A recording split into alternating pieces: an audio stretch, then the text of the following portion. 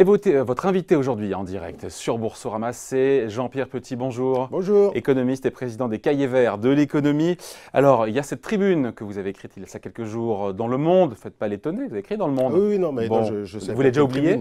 Non, mais c'est un truc régulier. Exactement. Et ce que vous dites en substance, c'est qu'au-delà du risque Marine Le Pen, pour vous, il y a un risque France. C'est l'arbre qui cache la forêt, Marine Le Pen? Oui, je trouve qu'il y a une excessive focalisation sur Marine Le Pen, sur 2017, sur l'élection de 2017, car pour moi, c'est un risque avant tout... C'est un non-sujet, le programme de Marine Le Pen? Non, je n'ai pas dit que c'était un non-sujet. Mais je pense que c'est un sujet qui va au-delà de Marine Le Pen, d'ailleurs. Si vous regardez bien dans les enquêtes d'opinion aujourd'hui, je pense qu'il y a une majorité de suffrages qui s'expriment en faveur de candidats qui, à mon avis, n'adoptent pas des principes de politique économique financièrement responsables et en tout cas compatibles avec une coopération durable avec l'Allemagne. Vous mettez Jean-Luc Mélenchon, Benoît Hamon, je mets quasiment sur les 11, Marine Le Pen. je mets quasiment 9. Hein, voilà. Donc tout sauf Emmanuel Macron et François Fillon. Je prends le monde tel qu'il est, hein, et donc je vois bien les remarques quand même de plus en plus défavorables qui sont faites en Allemagne à l'égard de l'immobilisme français, à l'égard de la procrastination des élites politiques françaises. C'est pas nouveau non plus. Non, mais les choses ne s'arrangent pas. Voilà. En plus, je pense qu'il y a un problème qui va bien au-delà de 2017, parce que la tendance des investisseurs, c'est de penser que le 7 mai, à partir du moment où Super Macron ou Super Fillon seront élus, on sera confortable pour 5 ans. Vous savez que pour les marchés de capitaux, 5 ans, c'est une éternité. Et donc, je crois que c'est une erreur, parce que le problème se pose bien au-delà du 7 mai 2017. C'est un problème qui touche à, moi, ce que j'appelle depuis très très longtemps le déclassement français, le déclin français, un problème sur la croissance potentielle française. Et puis, je crois qu'on ne sera pas à l'abri le 7 mai. Après le 7 mai, je pense qu'il y a des pays qui vont très mal dans la zone euro. L'Italie, par exemple, dont on ne parle plus beaucoup, mais c'est un gros pays de la zone euro. C'est pratiquement 16% du PIB de la zone euro. Le problème des créances douteuses n'est toujours pas résolu. C'est un pays encore plus mal gouverné que la France, encore moins compétitif que la France. Enfin, c'est un pays qui, si jamais il sort de la zone euro, créera une super pression sur la France au cours des prochaines années. Vous avez une lassitude croissante des élites politiques françaises à l'égard de l'immobilisme français. Mario Draghi n'est pas éternel aussi, parce que tout tient en grande partie. Il est jusqu'en 2019, c'est voilà, ça, au 1er novembre 2019. Ouais. Vous savez, son procès a déjà été fait en Allemagne. Donc, après le 7 mai, on sera encore en 2018, en 2019, encore dans un environnement potentiellement difficile. J'ajoute qu'au niveau mondial, l'économie mondiale va pas trop mal en ce moment. Nous sommes sur un rythme de croissance du PIB en volume, en parité de pouvoir d'achat, autour de 3,5, ce qui est plutôt bien. Vous savez que le cycle américain, qui souvent gouverne le cycle mondial, a déjà 8 ans d'existence. Donc d'ici 5 ans, ce serait quand même relativement étonnant qu'on n'ait pas un retournement de l'activité économique aux États-Unis, qu'on n'ait pas également de graves accidents de crédit en Chine. Donc l'environnement ne va pas nécessairement être aussi favorable qu'aujourd'hui sur le plan économique. Et puis, vraiment, la focalisation sur Le Pen est excessive, parce que j'y ai fait allusion il y a juste un instant. Pour moi, le problème, il est avant tout sur la France. Et le Front National, qui existe depuis 45 ans, le Front National, je m'en souviens très bien, j'étais étudiant, enfin lycéen étudiant des années 70, je me souviens très bien que c'était un groupuscule à l'époque. Jean-Marie Le Pen s'est présenté à l'élection présidentielle de 1974, et pourtant il était connu, il était ancien député poujadiste, c'était un baroudeur de l'Algérie française, il a fait 0,7% des voix. Donc le Front National, pour moi, a la meilleure expression politique du déclin français. Il a commencé à émerger à partir du début des années 80, lors d'une élection partielle à pardon, mais dans des pays d'extrême droite, dans des pays où il y a une croissance qui est plus soutenue qu'en France, où il y a dans des pays, même dans les pays nordiques, aux Pays-Bas, il y a aussi une montée de l'extrême droite qui n'est pas seulement liée au déclin et à l'économie. Extrême droite, c'est pas la bonne expression à mon avis. Le Front National dans les années 70, c'était d'extrême droite, il n'y a pas trop de doute. Aujourd'hui, le Front National tient un discours général sur le plan économique, etc., qui s'est détaché de l'extrême droite traditionnelle. À mon avis, il y a toujours le rejet de l'autre, il y a toujours les problèmes viennent des autres. Oui, mais il y a cette constante-là qui reste, on sort un peu de notre champ. Mais... Oui, mais enfin, bon, ça m'apparaît un petit peu réducteur, si vous voulez. Mais ce n'est pas ce que je voulais dire de toute façon. Ce que je voulais dire, c'est que le Front National, depuis une bonne trentaine d'années, il y a un certain nombre de politologues français qui ont annoncé sa mort, qu'un truc comme ça ne pouvait pas subsister. Moi, ce qui me frappe depuis une bonne trentaine d'années, c'est sa capacité de résistance, tout à fait exceptionnelle, à tout d'ailleurs les difficultés internes qu'il a connues, les scissions, les purges, les problèmes entre le père et la fille, etc. Et donc, il s'explique, selon vous, par le déclin français? Oui, plus d'autres phénomènes, effectivement, la crise identitaire, enfin la mauvaise gestion de la mondialisation, les frustrations, mais fondamentalement les frustrations et les angoisses qui sont nées quand même d'un déclassement français en termes de croissance du PIB par habitant. Regardez par exemple, depuis la grande crise, il faut quand même savoir que le PIB par habitant français... Par habitant 2008, et pas dans l'absolu. Oui, c'est important. Oui, mais c'est très important. Il n'a quasiment pas progressé. C'est la première fois que ça nous arrive depuis les années 30 et 40. Donc il y a un vrai sujet, si vous voulez. Et donc le Front National, qui, même s'il ne gagne pas, si vous voulez, en 2017, compte tenu de toutes les difficultés que le futur président de la République, admettons que ce soit Macron ou Fillon, aura à faire face à partir de 2017, vous savez, fondamentalement, vous n'allez pas... ils ne vont pas faire des miracles, hein. Fillon et Macron. Ça, faut pas se baser quand même là-dessus. Le programme de Fillon est plus réformateur. Non, mais oui, mais même, déjà, il l'est beaucoup moins depuis le Penelope Gay, parce qu'il est obligé de donner des gages aux centristes, etc. Donc, voilà, il a déjà cédé sur toute une série de choses. Et puis, de toute façon, il faut quand même savoir que 5 ans, c'est beaucoup trop court pour générer quand même des gains qui soient visibles pour l'électorat, compte tenu d'un contexte qui ne sera pas aussi simple qu'on le pense généralement. Donc, de toute façon, je crois que si ce n'est pas 2017, ça risque d'être 2022 ou 2027, mais peu importe. L'expression politique que représente le Front National, à mon avis, va se manifester un jour ou l'autre par l'accession au pouvoir des gens représentant le Front National. Sauf si on sort de cet immobilisme, sauf si justement on modernise la France et que... Oui, mais 5 ans, vous voyez, c'est pas assez. Sauf qu'il faut engager tout de suite les réformes dès le début du mandat pour espérer en retirer les fruits. Ça, c'est illusoire, parce que, regardez, par exemple, Margaret Thatcher, c'est indéniablement une réformatrice. Ouais. Elle est arrivée au pouvoir en 1979 dans une situation absolument exécrable au Royaume-Uni. Elle a été réélue, non pas grâce à sa popularité liée aux réformes, elle a été réélue parce qu'il y a eu la guerre des Malouines. Voilà. Donc c'est un autre phénomène qui l'a favorisé. Oui. Et là, c'est quand même très très difficile à anticiper. Vous savez, l'avantage principal qu'a le Front National, qu'a Marine Le Pen, son actif principal, qui résiste à tout, c'est le fait qu'elle n'a pas été aux affaires depuis 35 ans. C'est ça son avantage. Bon, le déclin, la décadence de la France, ok, j'entends, mais il y a aussi, on voit quand même... Là, depuis maintenant 1 an, 200 000 emplois qui ont été créés dans le secteur privé en France, ça vous fait sourire, mais quand même, les profits du CAC 40 qui ont jamais, vous me direz, ils ne sont pas fabriqués, ils ne viennent pas... 72% du chiffre d'affaires est réalisé à l'extérieur. Je sais.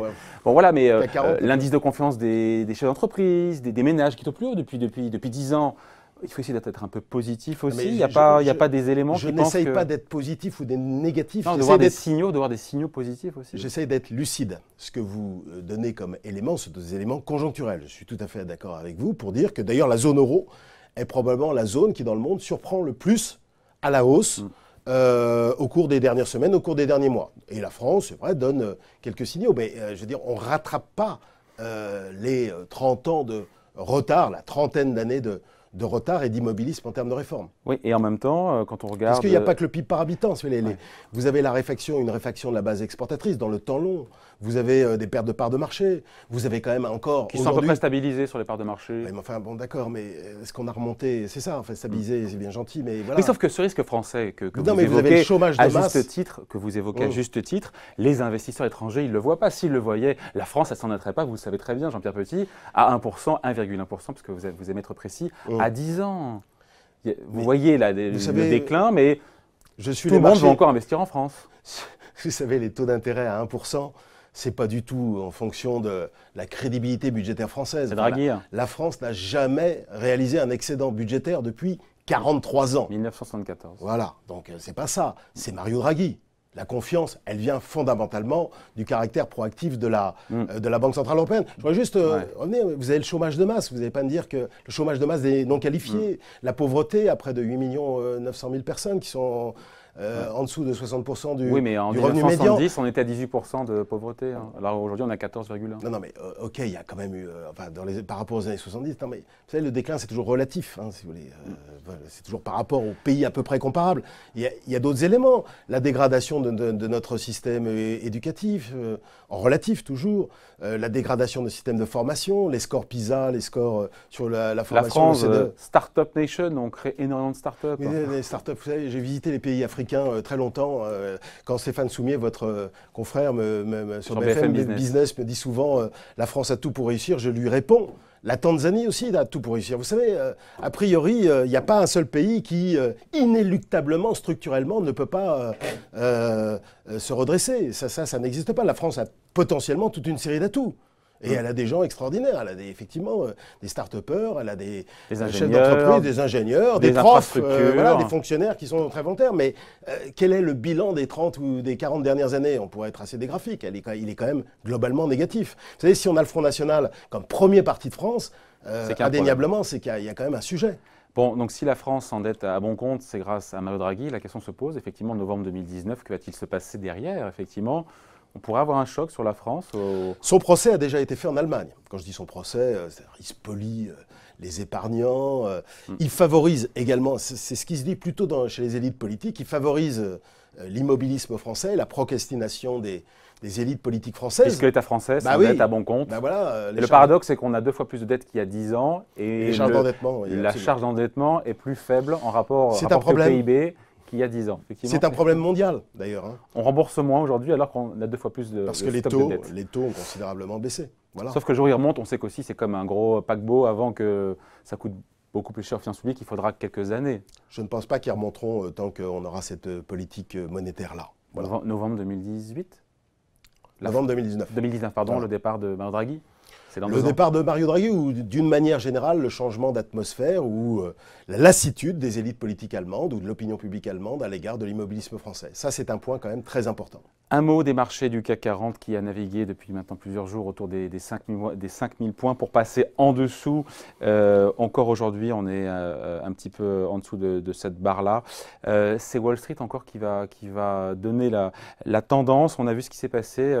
Il y a, on va dire, il y a certains élus républicains qui, pour le coup, ne souhaitent pas détruire totalement apparemment l'Obamacare. Et donc, on se pose la question de savoir si Donald Trump aura cette majorité et pourra effectivement ne pas décevoir et appliquer ses promesses de campagne en matière de baisse d'impôts, de relance, notamment des baisses d'impôts qui devaient être pour partie financées par les gains faits sur la destruction de l'Obamacare. Oui, c'est un vrai sujet. De toute façon, vous avez raison, hein, c'est le S&P 500, enfin le marché action américain, qui déterminera l'orientation directionnelle du marché action mondial. Il n'y a pas d'autonomie forte du CAC 40 ou de l'Eurostoxx par rapport au S&P 500. Vous savez, on sort quand même de 8 très belles années boursières. L'indice S&P 500 a progressé de presque 250% depuis 8 ans maintenant, depuis le 9 mars. La date anniversaire, c'est le 9 mars. On est, si vous tenez compte des dividendes et en net d'inflation, vous êtes à 205%, ce qui vous fait un rendement net réel annualisé de 17% là en dollars quand même. Et en plus, si vous êtes investisseur européen, vous avez gagné un petit peu sur la hausse du dollar. C'est quand même, en termes de durée, c'est le 2e marché le plus long depuis 100 ans. Et en termes de performance, c'est le 4e marché en termes de performance réelle. C'est quand même un beau marché haussier. Et qui maintenant s'épuise parce que les prix sont très élevés. Il n'y a quand même pas un potentiel de révision à la hausse des bénéfices, des perspectives bénéficiaires très élevées. Ce qui est terrible pour le CAC 40, c'est que le CAC 40, dividende réinvesti, n'a pas suivi. Hein. Non, l'Eurostoxx, mais la plupart des autres marchés, hein, le marché japonais, les marchés émergents, ont sous-performé le marché américain au cours des 8 dernières années dans l'ensemble. Mais là, la vraie question qui se pose, c'est où est-ce qu'on va ? Le marché a rebondi parce que le marché ne faisait quasiment rien sur les 2 dernières années. Après le 8 novembre, après l'élection de Trump, il y a eu un espoir. Ouais.